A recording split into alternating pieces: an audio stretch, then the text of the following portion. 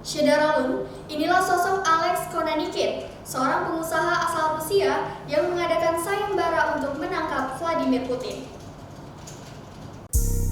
Syedaralun inilah sosok Alex Konanikin, pengusaha Rusia yang adakan sayembara untuk menangkap Vladimir Putin. Pengusaha Rusia menawarkan hadiah senilai 1 juta US dollar atau setara dengan 14 miliar rupiah untuk menangkap Vladimir Putin.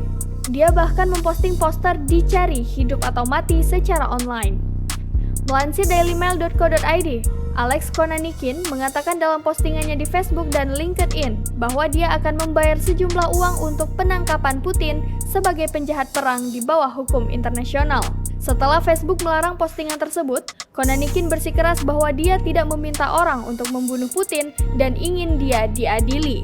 Tawaran Konanikin datang seminggu setelah Putin menyetujui invasi Rusia ke Ukraina yang telah menyebabkan kematian lebih dari 2.000 warga sipil Ukraina.